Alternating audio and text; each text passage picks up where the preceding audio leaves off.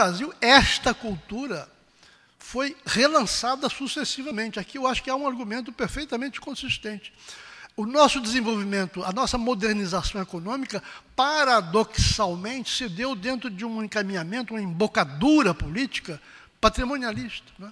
Nos anos 30, por exemplo, quando houve a Revolução de 30, ajudado pelas ideologias totalitárias que estavam em ascensão no mundo naquela época, o governo não só manteve, como centralizou mais ainda o poder sobre a economia e lançou o desenvolvimento industrial do país a partir de controles centralizados extremamente fortes, com muito pouca preocupação com o mercado privado, com os empreendedores privados, e até mesmo com os recursos humanos ou com a educação, porque seriam recursos muito mais privados do que públicos. Bom, desse ponto de vista, o que nós podemos fazer? Qual é o nosso objetivo? Qual é o nosso foco, se nós queremos tornar mais efetiva a liberdade?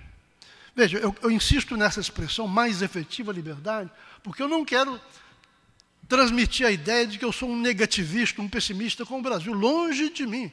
Hoje no Brasil tem muita gente, há correntes de opinião, há mesmo intelectuais de grande prestígio, que falam sobre o Brasil como se o nosso país fosse um equívoco só, de 1500 até hoje. É o que chama a rejeição indiscriminada da história. Não, eu não pertenço a essa categoria, pelo contrário, eu tenho uma grande apreciação pelo que foi feito passo a passo, a duras penas. Eu acho que nós conquistamos e desfrutamos de uma grande margem de liberdade em todos os campos. Porém, é uma liberdade incompleta, é uma liberdade frustrante, porque ela ainda não está produzindo todos os frutos que pode produzir.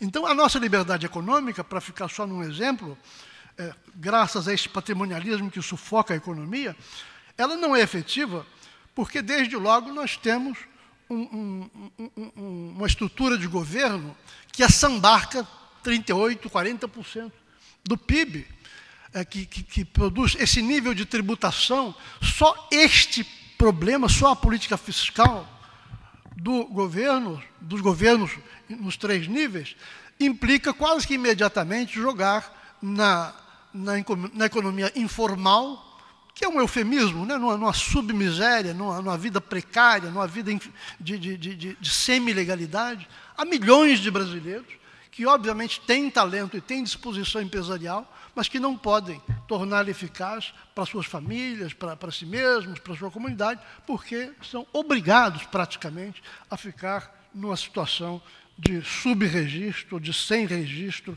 não se beneficiando e nem beneficiando a comunidade.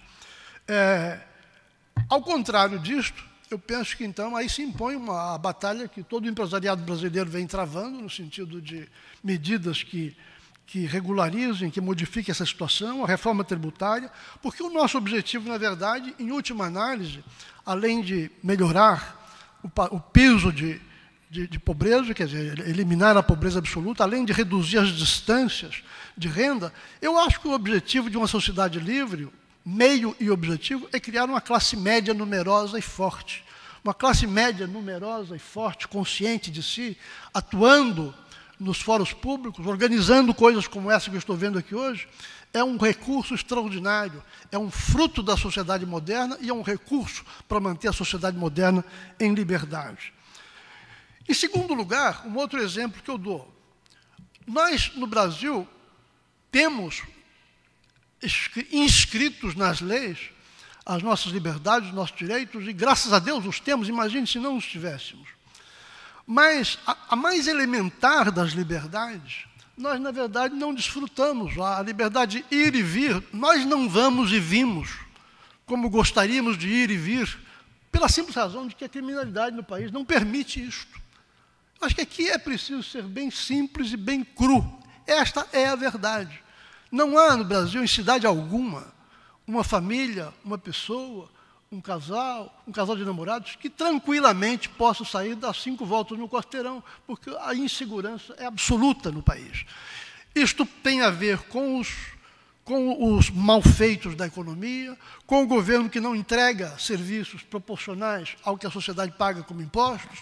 Outra vez, nós estamos aqui na economia semi-modernizada, na liberdade semi-alcançada, mas que não se concretizou ainda. Também não quero parecer demagogo. Eu sei que criminalidade é um assunto de uma imensa complexidade e seria vender ilusões achar que qualquer política social no Brasil ou num país da América Latina possa remediar esse estado de coisas em menos de 10, 15, 20 anos e talvez eu ainda esteja sendo otimista. O problema é que o ritmo em que nós estamos fazendo isso é tão baixo, tão desanimador, que nem esta cifra nos anima por enquanto.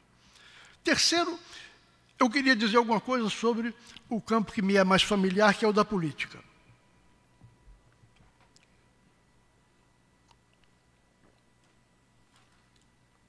Ao contrário da corrente de pensamento a que eu me referi, falando na rejeição ingênua, rejeição indiscriminada do passado, eu quero dizer que eu penso justamente o contrário. Eu acho que o Brasil é um milagre político. Manter esse território unido foi um milagre político, um milagre de habilidade política.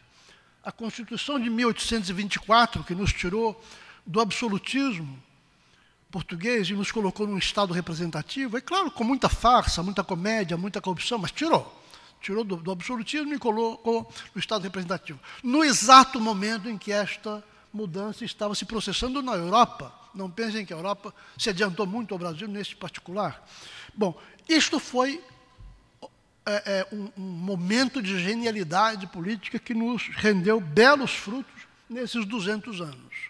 É por isso que nós, bem ou mal, temos hoje uma estrutura aí de organizações, de processos eleitorais, de um tribunal eleitoral, enfim, um processo inteiro de sucessão nos diversos cargos, né, desde prefeito, vereador, etc. Tudo isso organizado de uma maneira muito segura e muito bem elaborada, é o desenvolvimento paulatino de 200 anos de construção institucional.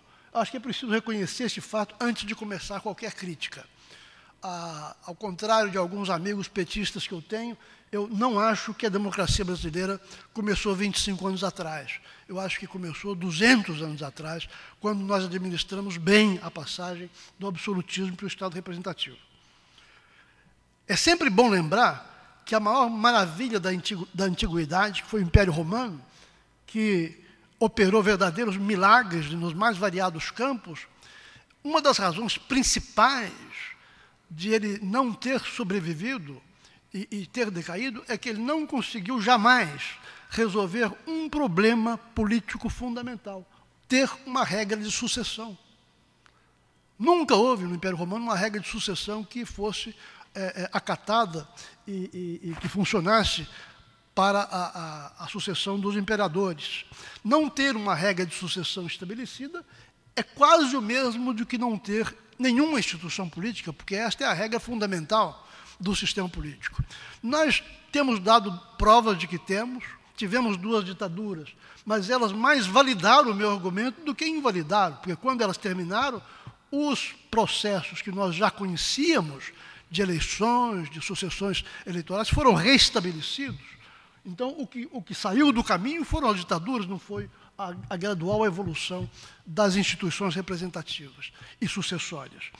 Esse, então, é um campo que eu acho que, ao contrário de um negativismo muito forte que eu sinto na sociedade hoje, eu penso que nós deveríamos louvar como um resultado lento, etc., porém cumulativo de imensa importância.